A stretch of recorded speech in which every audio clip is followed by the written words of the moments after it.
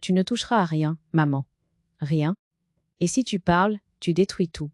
La phrase est tombée sans colère, sans cri. Posée. Calculée. Comme un couvercle qu'on rabat doucement sur une boîte trop pleine. Nous étions dans la cuisine, celle que j'avais choisie 40 ans plus tôt, quand la maison sentait encore le neuf et l'espoir. Le carrelage était le même, un peu jauni. La grande table en bois aussi, marquée de rayures, de taches anciennes, de repas de famille et de silences accumulés. Elle me ressemblait. Mon fils aîné, Julien, se tenait debout devant moi. Il regardait le dossier posé sur la table, pas mon visage. Une chemise cartonnée, couleur craft, fermée par un élastique fatigué. Un objet banal, presque ridicule. Et pourtant, tout l'air de la pièce semblait s'y être réfugié. À sa droite, sa femme Claire croisait les bras. Son visage était calme, presque doux. Ce genre de douceur qui ne rassure pas, parce qu'elle n'est pas là pour consoler, mais pour dominer. Elle observait la scène, comme on observe une manœuvre qui touche à sa fin. Derrière eux, Laurent faisait semblant de ranger des verres. Mon deuxième fils. Toujours occupé quand il s'agissait de choisir un camp. Et ma fille Élodie était assise, immobile, les mains jointes, les yeux baissés. Elle savait. Je l'ai compris à ce moment-là. Moi, je regardais le dossier. Depuis des années, ce mot flottait dans la famille comme une poussière qu'on n'ose pas enlever. Le dossier. On en parlait à demi-mot. On l'évitait. On le rangeait trop vite quand j'entrais dans une pièce. Chaque fois que je posais une question, on me répondait plus tard. Pas maintenant. Ce n'est pas le moment. Mon mari André disait ça souvent. Plus tard, ma chérie. Pas maintenant. André est mort depuis 3 ans. Et voilà que ce matin-là, Julien avait débarqué sans prévenir, avec cette chemise cartonnée sous le bras. Il l'avait posée sur la table comme on pose un objet dangereux, avec précaution, en espérant qu'il ne s'ouvre pas. On doit régler ça. AVA, il dit. Mais régler quoi, exactement? Je ne l'avais jamais su. Parce que je n'avais jamais vu ce qu'on me demandait de ne pas regarder. J'ai tendu la main vers le dossier. L'élastique a résisté légèrement, comme une dernière défense. Julien a serré la mâchoire. Ne l'ouvre pas. Cette fois, j'ai levé les yeux, et j'ai compris que ce n'était pas une recommandation. C'était un ordre. Ou pire encore, une menace déguisée en protection. Car à mon âge, on croit avoir déjà tout perdu. Les illusions, les forces, parfois même la peur. On croit qu'un enfant, même adulte, même durci par la vie, ne peut pas vous regarder comme un obstacle à contourner. Je me trompais. Je n'ai pas pleuré. Je n'ai pas demandé pourquoi. Je n'ai pas supplié. J'ai senti quelque chose de très ancien se redresser en moi. Une sensation oubliée, presque douloureuse. Une dignité qu'on avait recouverte, couche après couche, de silence et de concession. Je me suis levée lentement. J'ai pris le dossier dans mes mains. Je l'ai serré contre moi sans réfléchir, comme on serre quelque chose qu'on a trop longtemps laissé à d'autres. Je vais le lire. Claire a expiré un petit rire, bref, contrôlé. Suzanne, tu ne comprends pas. Tu vas te faire du mal. Et tu vas nous en faire. Je l'ai regardé. Vraiment regardé. Et pour la première fois, je n'ai vu ni ma belle fille, ni la mère de mes petits enfants. J'ai vu une femme qui avait besoin que je reste à ma place. Vous avez eu 40 ans pour me protéger, ai-je répondu. Maintenant, laissez à moi me protéger moi-même. Julien a fait un pas vers moi. Si tu fais ça, ne compte plus sur moi. Le chantage était là, nu, sans effort.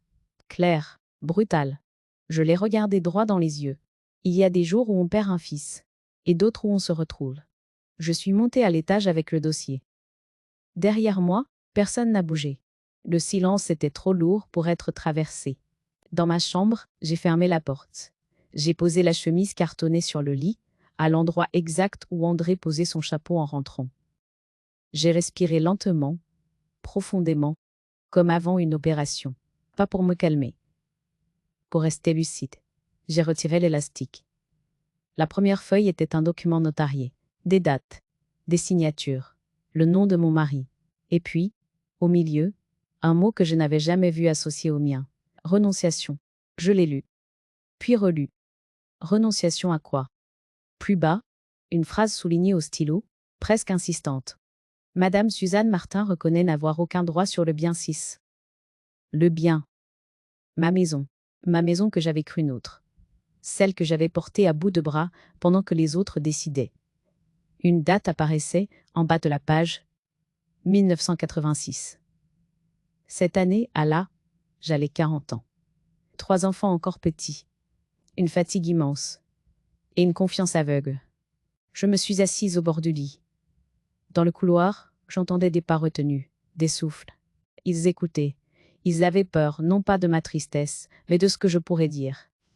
Et c'est à cet instant précis que j'ai compris. Ce dossier n'avait jamais été un secret pour me protéger. C'était un secret pour me tenir. Je n'ai pas dormi cette nuit à là. Je suis restée assise, le dossier ouvert devant moi, comme une lampe allumée dans une pièce où j'avais vécu trop longtemps dans le noir. Et à l'aube, sans colère, sans cri, j'ai pris une décision simple. Je n'allais plus me contenter de comprendre. J'allais agir.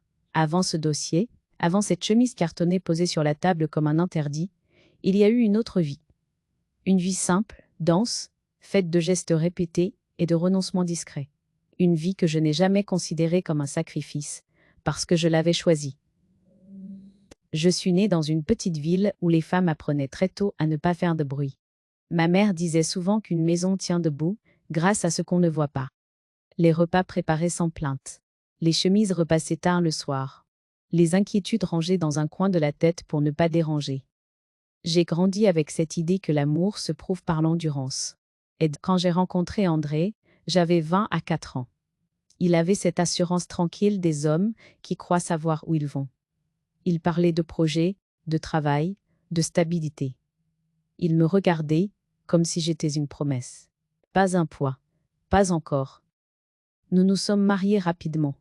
Pas par précipitation, mais parce que cela nous semblait naturel. À l'époque, on ne doutait pas autant. On faisait confiance, on signait, on avançait. La maison est venue peu après. Une vieille bâtisse à rénover, trop grande pour nous deux, mais pleine de possibilités. J'ai choisi les carreaux de la cuisine. André a choisi l'emplacement du bureau. Et nous avons choisi ensemble la chambre des futurs enfants, alors qu'ils n'étaient encore que des idées. J'ai travaillé. Beaucoup. J'ai mis de l'argent de côté, j'ai accepté des heures supplémentaires.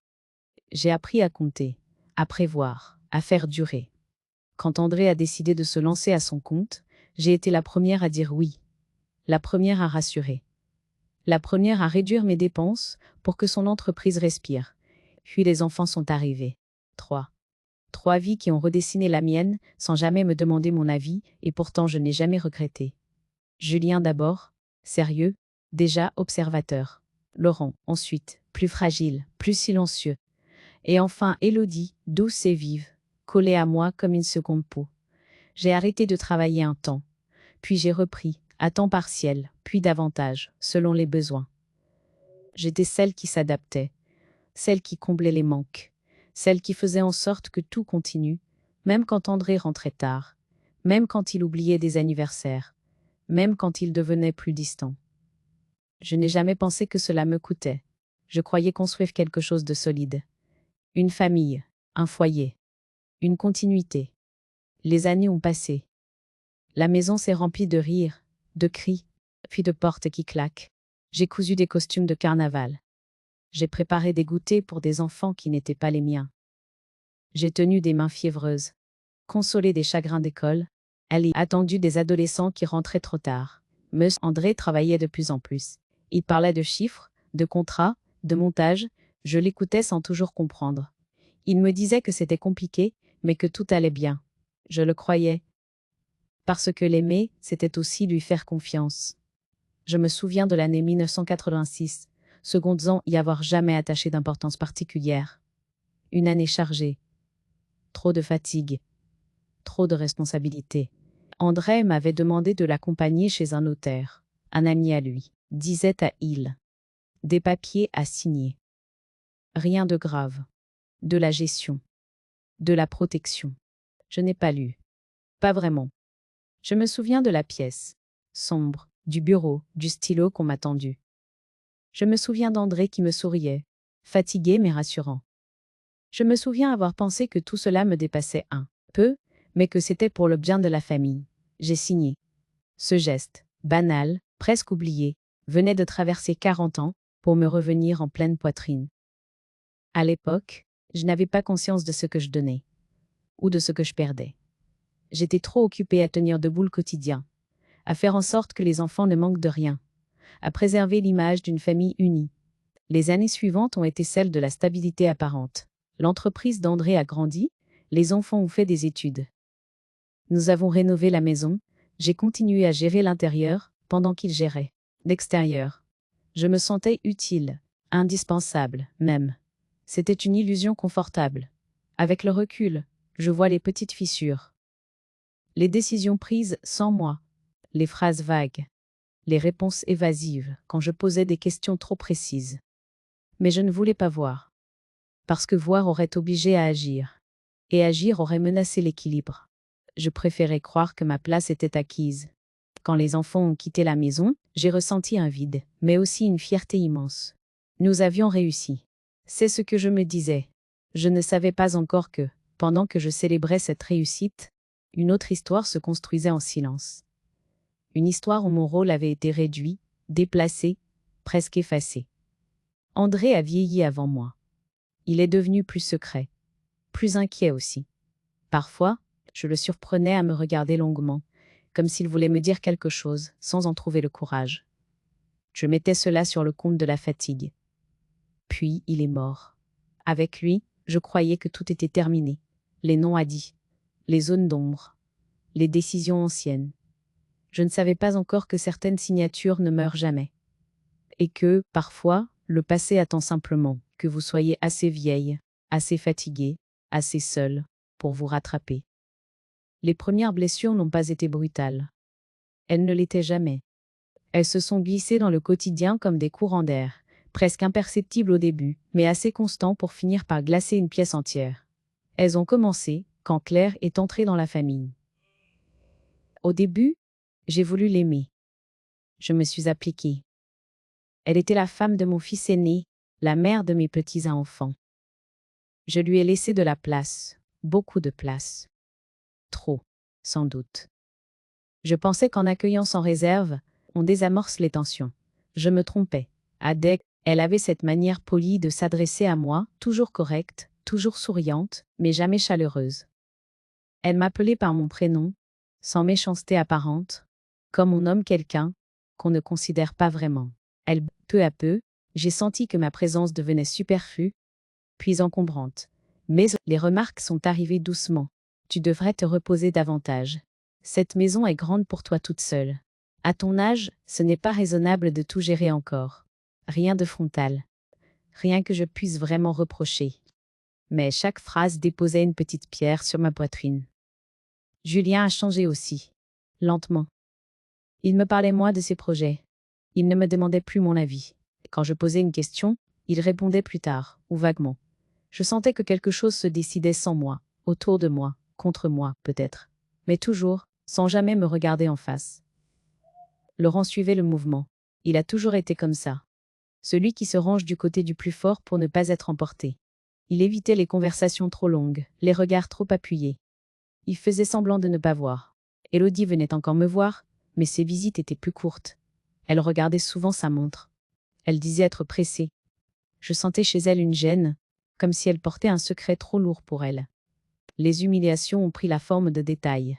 Mais un jour, Claire a réorganisé la cuisine sans me demander. Elle a déplacé les placards, jeté des ustensiles que j'utilisais depuis des années. Trop vieux. Trop inutile. Elle disait ça calmement, comme une évidence. Un autre jour, au cours d'un repas, elle a demandé devant tout le monde combien de temps je comptais encore rester ici. Elle parlait de la maison comme si elle n'avait jamais été mienne. Comme si je n'y étais qu'en transit. J'ai ri. J'ai fait semblant de ne pas comprendre. J'ai encaissé. À Noël, elle a remplacé ma vieille nappe, brodée par une nappe neuve, blanche, impersonnelle. La mienne faisait triste, avait-elle dit. Trop chargée de souvenirs, sans doute. Julien a laissé faire. Pire, il a approuvé. Un soir, je l'ai entendu dire à Claire, croyant que je dormais, que je devenais fatigante, que je répétais les mêmes choses, que je radotais. Je n'ai rien dit. Parce que, répondre aurait été admettre que j'avais entendu. Et admettre, cela, aurait déclenché un conflit, que je ne me sentais pas prête à affronter. Je me suis tue. Je me disais que c'était passager, que les enfants traversent des phases, que les couples ont besoin de s'installer, que ma place, même discrète, était encore là. Mais peu à peu, je suis devenue invisible. On parlait devant moi comme si je n'étais pas là. On décidait de travaux, de ventes, de projets, sans me consulter. On me demandait de garder les petits à enfants, jamais mon avis. On me parlait comme à une obligation, plus comme à une mère. Je continuais pourtant à faire ce que j'avais toujours fait. Recevoir, préparer, attendre, parce que je croyais encore que le silence protégeait. Je croyais que me taire, c'était préserver ce qui restait de famille. Je ne comprenais pas encore que ce silence-là ne m'abritait pas. Il me réduisait. Chaque humiliation était petite, presque anodine. Mais mise bout à bout, elle formait une certitude sourde. Je n'étais plus au centre, je n'étais même plus en périphérie. J'étais devenue un élément qu'on déplace, qu'on contourne, qu'on gère. Et je continuais de me taire, persuadée que, si je parlais, je perdrais tout. Je n'avais pas encore compris que, en me taisant, je me perdais moi-même. La goutte d'eau n'a pas pris la forme d'une dispute. Elle n'a pas éclaté dans un cri. Elle est arrivée un matin banal, dans une enveloppe blanche, glissée parmi des publicités et des factures sans importance. Je me souviens très précisément de ce jour-là. Le ciel était bas, d'un gris uniforme. J'avais prévu de faire un pot à eau à feu. Rien d'extraordinaire. Une journée comme je les aimais, tranquille, sans visite. L'enveloppe portait le logo du service des impôts. Je l'ai ouverte sans méfiance. J'avais toujours géré ce genre de choses. C'était mon rôle. Depuis toujours.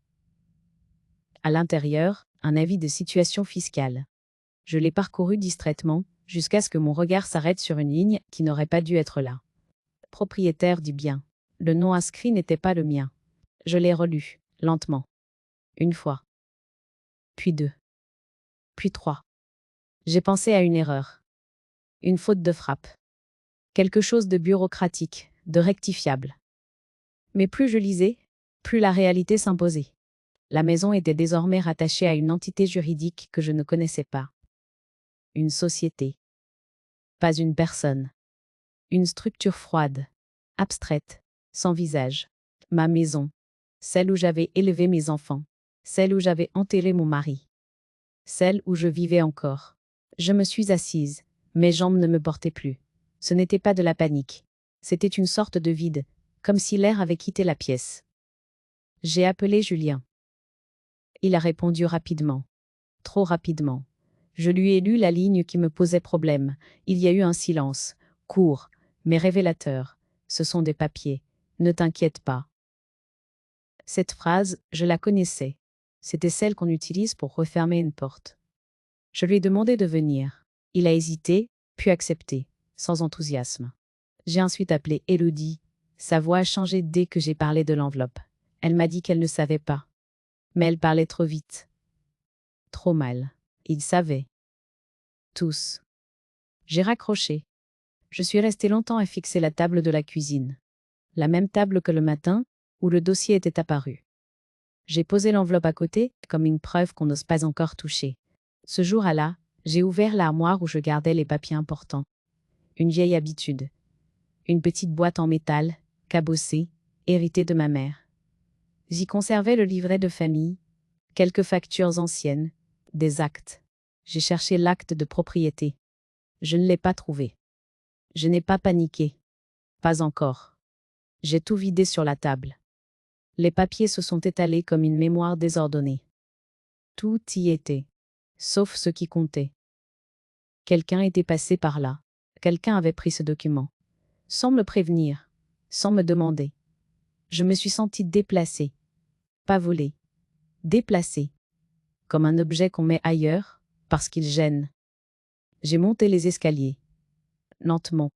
J'avais l'impression de marcher dans une maison qui ne me reconnaissait plus. Au grenier, André conservait ses dossiers. Des cartons entassés, des classeurs poussiéreux. Et, au fond, un tiroir fermé à clé. Je connaissais cette clé. Elle était sur son ancien trousseau, plus lourde que les autres. Je ne m'en étais jamais servi. Je l'ai tournée. À l'intérieur, il y avait ce dossier. celui que Julien avait voulu m'empêcher d'ouvrir. La chemise cartonnée, les documents notariés, les signatures, les dates, tout ce que je n'avais jamais vu. Je me suis assise sur une vieille chaise. J'ai ouvert le dossier sans précipitation. J'ai lu. J'ai compris. Ce n'était plus une série de petites humiliations, ce n'était plus une impression vague d'être mise de côté, c'était une organisation, une stratégie, une dépossession. On avait décidé pour moi, à ma place, contre moi. Et surtout, on avait compté sur une chose précise, mon silence. Ce jour-là, quelque chose s'est brisé. Pas en éclats. Net. Proprement. Je n'étais plus seulement blessée. J'étais trahie. Et pour la première fois depuis longtemps, je n'ai pas cherché à excuser, ni à comprendre, ni à préserver. Je me suis levée, le dossier à la main, et j'ai su, avec une clarté froide, que je ne serais plus jamais une victime docile. Les nuits qui ont suivi ont été longues, pas agitées, pas peuplées de cauchemars, mais étirées, silencieuses, lourdes de pensées qui refusaient de se taire. Je restais allongée, les yeux ouverts, à regarder le plafond, comme on regarde un écran sur lequel défilent, malgré soi, les scènes d'une vie entière. Je revoyais chaque détail avec une précision nouvelle. Les phrases anodines, les regards évités, les décisions prises sans moi, tout ce que j'avais accepté par fatigue, par amour, par habitude, revenait à la surface, réorganisé par une lucidité douloureuse. Je ne dormais presque pas. Quand le sommeil venait, il était léger, fragile. Je me réveillais avant l'aube, le cœur calme, mais l'esprit en alerte. C'était étrange. Je ne ressentais plus la peur, seulement une forme de tristesse dense, mêlée à quelque chose d'autre. Une détermination que je ne me connaissais pas. Je me suis mise à prier. Pas comme autrefois, avec des mots appris par cœur. Je priais en silence, sans demande précise. Je cherchais à comprendre ce que j'avais laissé faire, à comprendre pourquoi j'avais cru, si longtemps, que me taire était une preuve d'amour. J'ai repensé à ma mère, à sa manière d'endurer sans jamais se plaindre, à ce qu'on appelait, à son époque, la dignité. Je me suis demandé si cette dignité n'avait pas parfois servi d'excuse pour l'effacement. Puis j'ai commencé à écrire. Un matin, je suis descendue au bureau de tabac et j'ai acheté un carnet bleu, ordinaire, sans ligne dorée ni couverture élégante. Un carnet simple, comme ceux qu'on utilise pour ne pas attirer l'attention. J'y ai noté des dates, des faits. Rien d'émotif, rien de confus. Signature chez le notaire. Développement de l'entreprise. Premières allusions à la vente. Décès d'André. Harvest fiscal. Chaque ligne était une petite pierre posée pour reconstruire le chemin. En écrivant, je sentais quelque chose se remettre en ordre. Ce n'était pas de la vengeance. C'était de la clarté. J'ai relu les documents du dossier. Lentement, méthodiquement. J'ai cherché à comprendre les mots juridiques, les formulations floues, les termes techniques qui avaient servi à me tenir à l'écart. Je n'avais jamais aimé ce langage. Trop sec, trop froid. Mais je me suis forcée à l'apprivoiser, parce que c'était là que la vérité se cachait.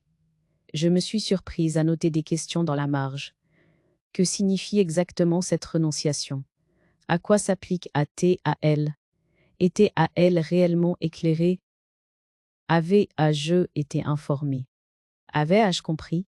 Je n'étais pas juriste, mais je n'étais pas stupide. Et surtout, je n'étais plus aveugle. Peu à peu, une idée s'est imposée. Je ne pouvais pas rester seule avec ça. Le silence avait déjà trop duré. Pas le silence stratégique, le silence soumis.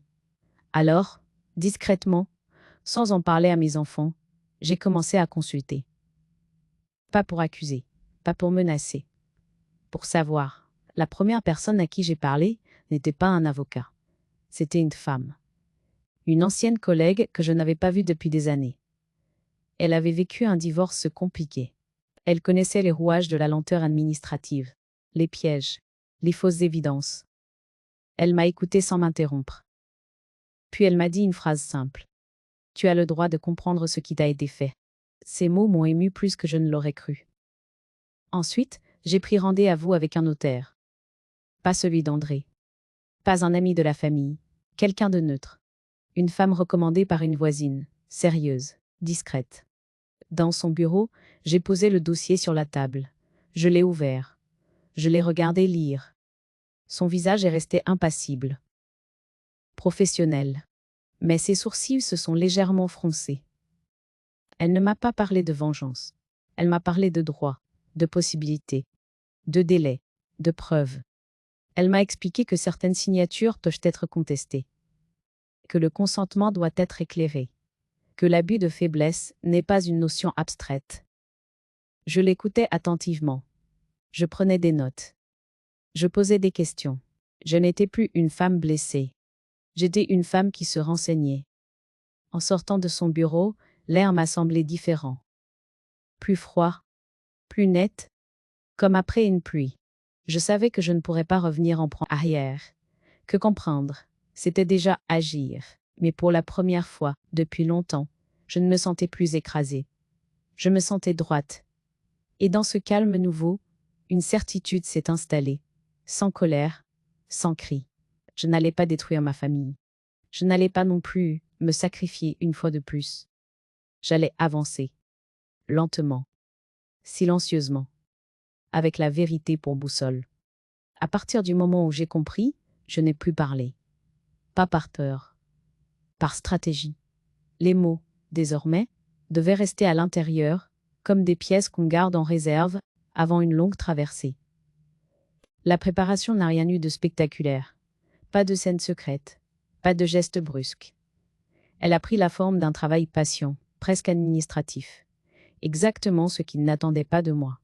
J'ai commencé par réorganiser mes finances, celles qui m'appartenaient vraiment, mon argent à moi, celui mis de côté pendant des années, sans que personne n'y prête attention. Il y a des petites sommes, régulièrement, presque invisibles. Je suis allée dans une autre banque, loin de celle que Julien utilisait. J'ai ouvert un compte, à mon nom seul. Aucun discours dramatique. Juste une signature, cette fois lue attentivement. Là, j'ai ressenti une satisfaction étrange en sortant de l'agence. Pas de triomphe. Une sensation de reprise. Comme si je récupérais une partie de mon corps que j'avais laissé endormi. Ensuite, j'ai fait l'inventaire de ce qui m'appartenait réellement. Les bijoux hérités de ma mère, les meubles anciens achetés avec mon salaire. Un petit terrain reçu de mon père, oublié de tous. J'ai tout noté dans mon carnet bleu, avec une précision presque scolaire.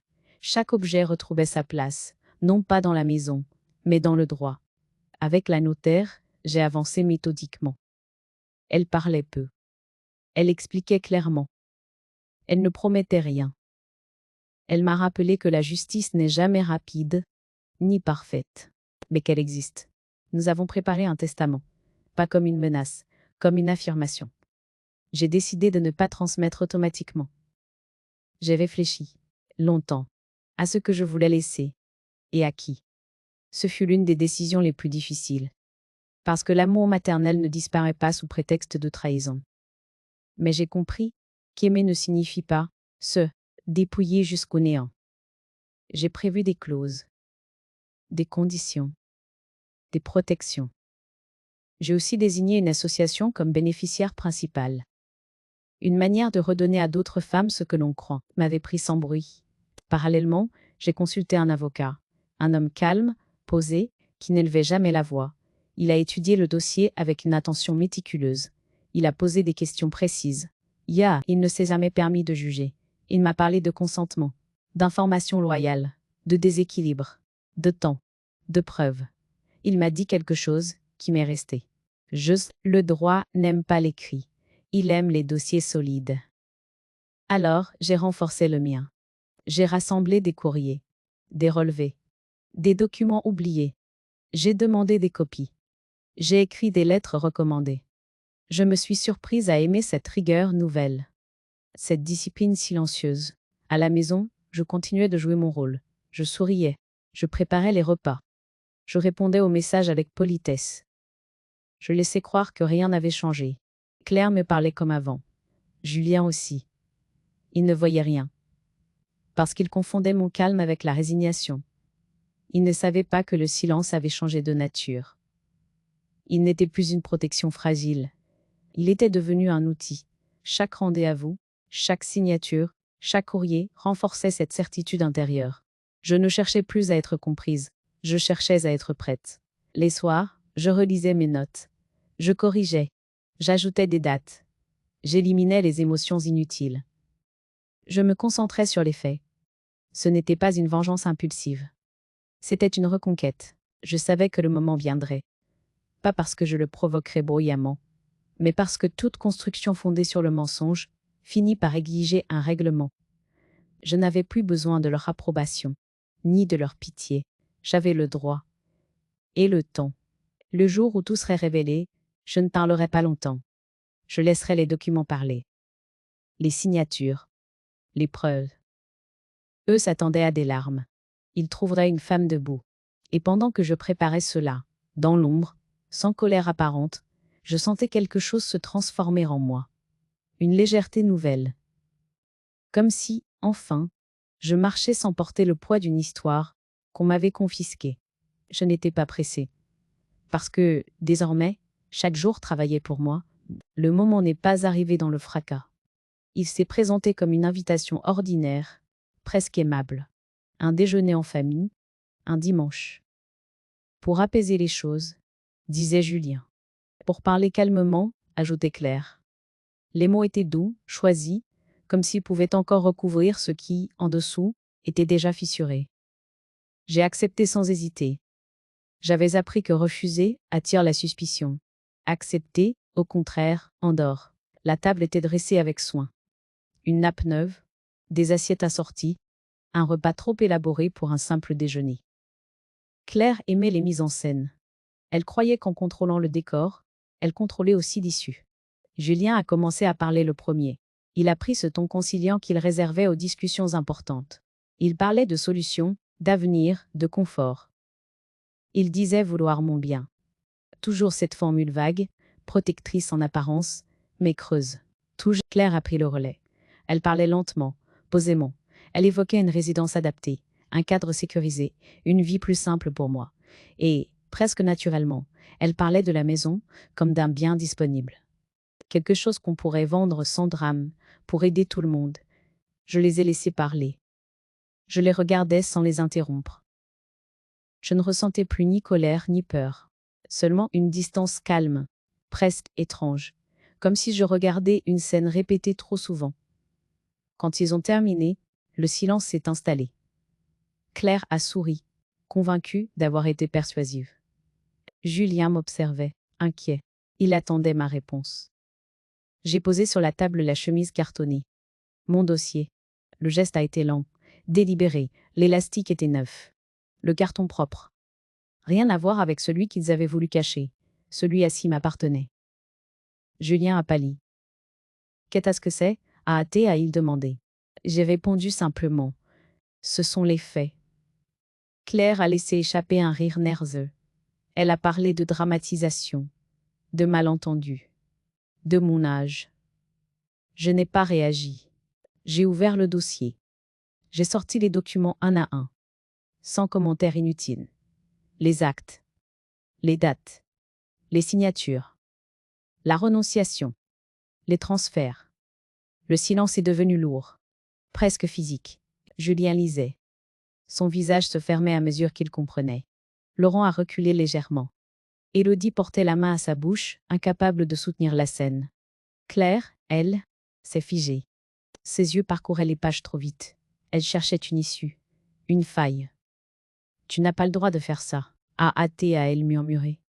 Je l'ai regardé. Et pour la première fois, je lui ai parlé sans détour. J'ai le droit de savoir, j'ai le droit d'agir, et j'ai le droit de ne plus me taire. Julien a levé les yeux vers moi. Il avait l'air d'un enfant pris en faute. Il a tenté de parler, de négocier, d'arranger.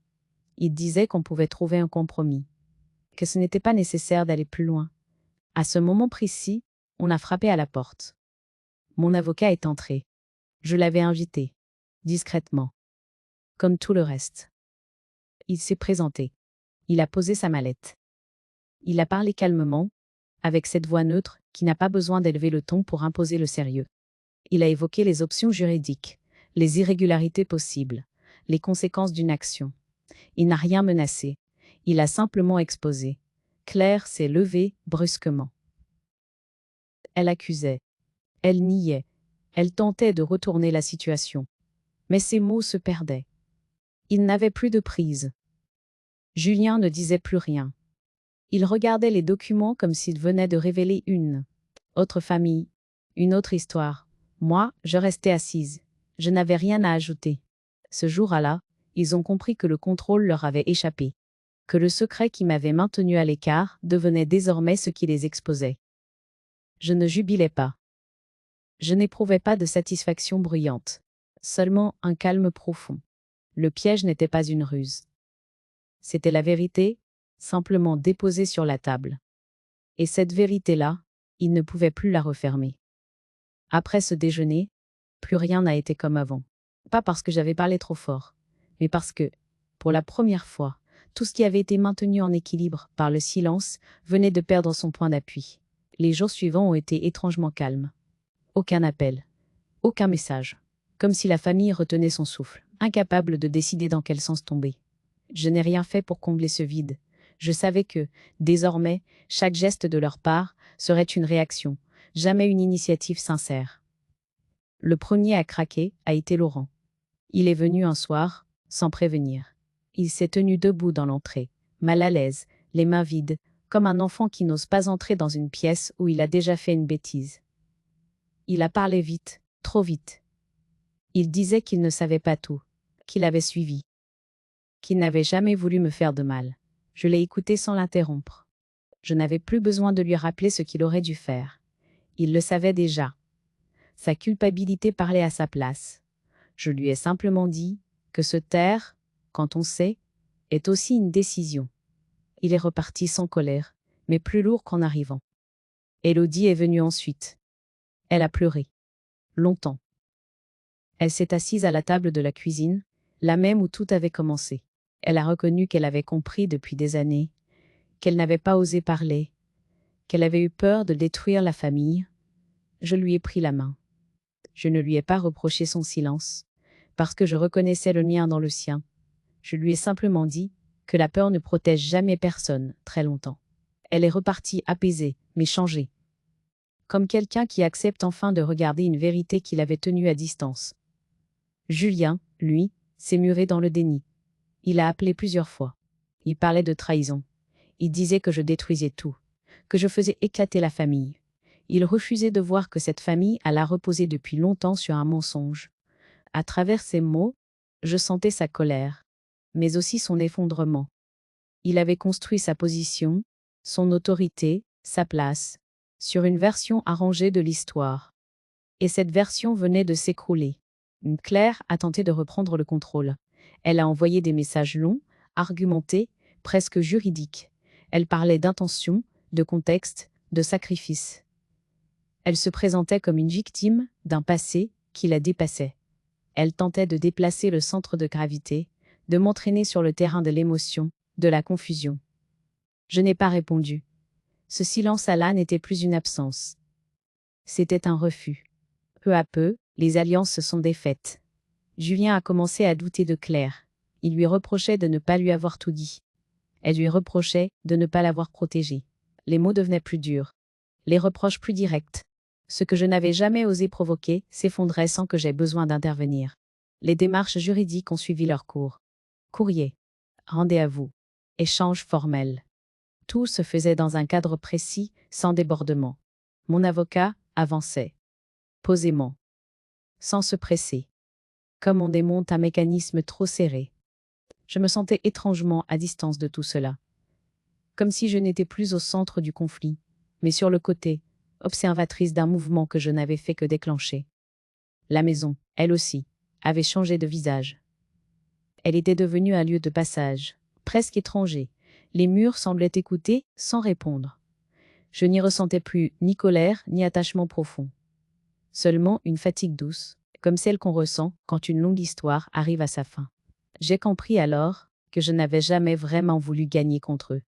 Je voulais sortir. Sortir du rôle de la mère qu'on utilise. De la femme qu'on informe trop tard. De la présence qu'on tolère tant qu'elle ne dérange pas. La famille, telle que je l'avais connue, s'effondrait. Mais ce n'était pas un effondrement brutal. C'était un dévoilement. Les fissures étaient anciennes. Je n'avais fait qu'enlever le voile. Certains m'ont accusé d'avoir brisé l'équilibre. D'autres ont compris que cet équilibre m'avait écrasé. Moi, je ne cherchais plus à convaincre. Je regardais tout cela comme on regarde une maison qu'on s'apprête à quitter. On reconnaît les pièces. On se souvient. Mais on ne s'y projette plus. La vérité avait fait son travail. Elle avait redistribué les rôles, révélé les loyautés fragiles, exposé les lâchetés et les calculs. Et dans ce chaos familial, pour la première fois depuis longtemps, je ne me sentais plus responsable de réparer. Je me sentais libre de partir. Pas dans la colère. Dans la lucidité.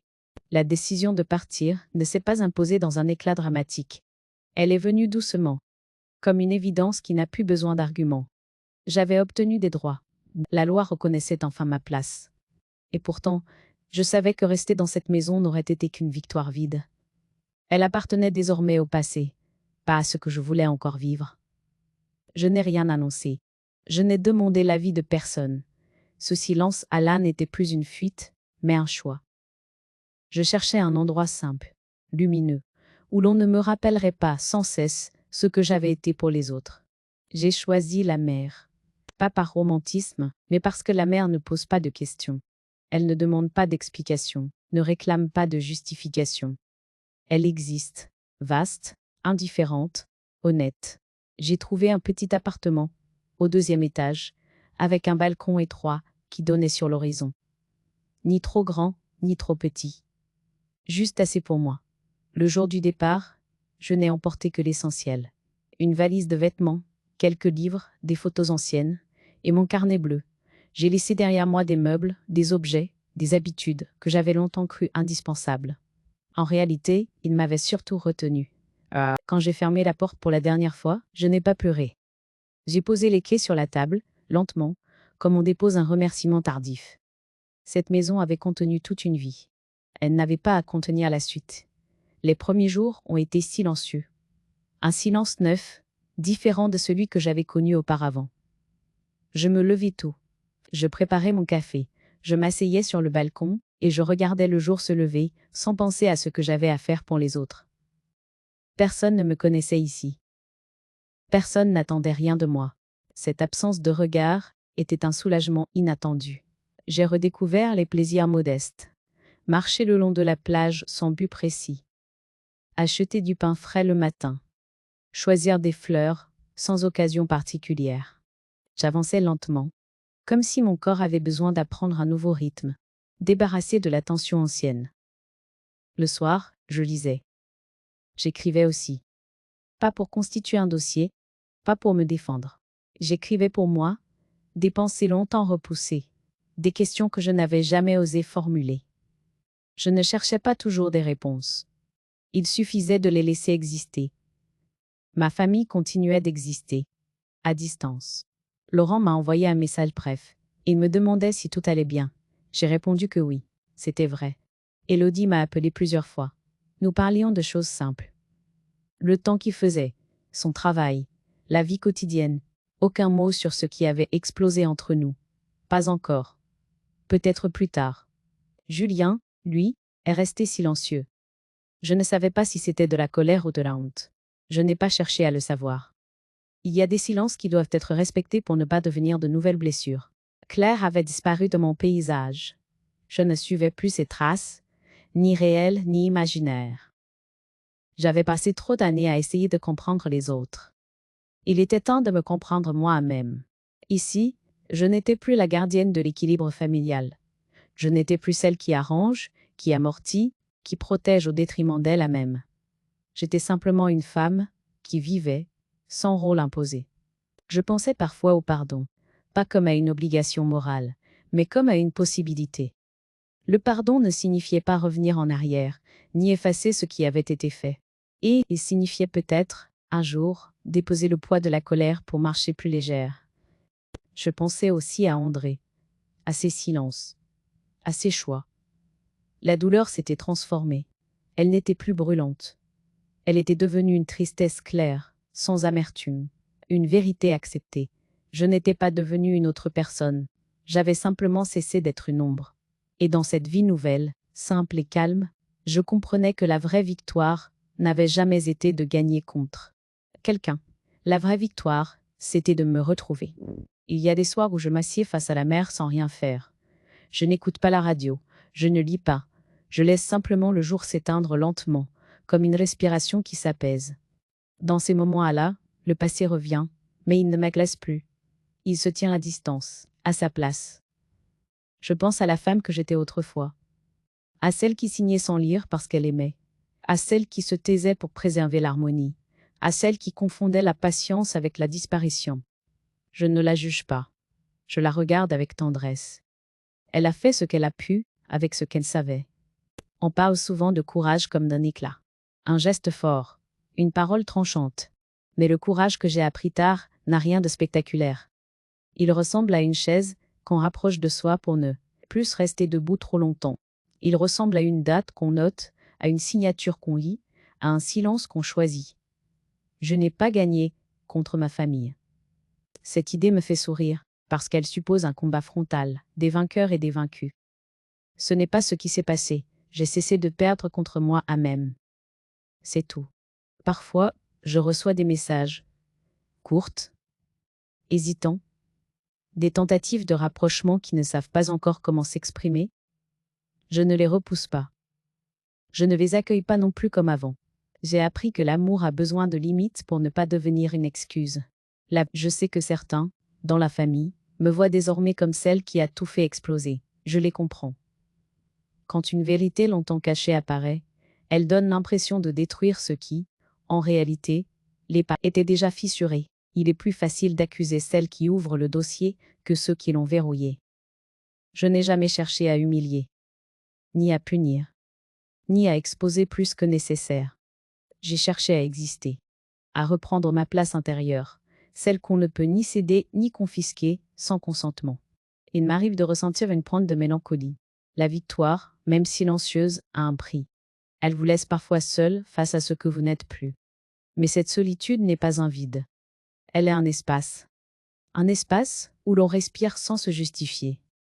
Si je raconte cette histoire aujourd'hui, ce n'est pas pour régler des comptes. C'est pour parler à celles et ceux qui se reconnaîtront dans les marges. Les femmes surtout, souvent. Celles qui tiennent la maison, la mémoire, les secrets. Celles qui croient que se taire est une preuve d'amour. Celles à qui l'on dit d'attendre encore, de comprendre, de ne pas faire de vagues. Je voudrais leur dire qu'il n'est jamais trop tard pour ouvrir un dossier, qu'il n'est jamais indécent de demander des explications, que le droit n'est pas un cri, mais un outil, et que la dignité ne consiste pas à tout accepter, mais à savoir quand s'arrêter. Je ne dis pas que c'est facile. Je ne dis pas que cela ne fait pas mal. Je dis seulement que rester dans l'ombre fait plus de dégâts que la lumière, même quand cette lumière est crue. Aujourd'hui, ma vie est simple. Je marche, je lis, j'écris parfois. Je choisis. Ce sont de petites choses, mais elles m'appartiennent. Et pour la première fois, je n'ai pas l'impression de les emprunter à quelqu'un d'autre. Je ne sais pas ce que l'avenir me réserve. Peut-être des retrouvailles, peut-être des silences définitifs. Je ne cherche plus à tout prévoir. J'ai compris que la paix ne vient pas de la certitude, mais de l'alignement. Alors, si je devais laisser un dernier mot, ce serait celui-ci, murmuré sans colère, sans triomphe, mais avec une clarté acquise tardivement. Le silence peut aussi être une forme de justice.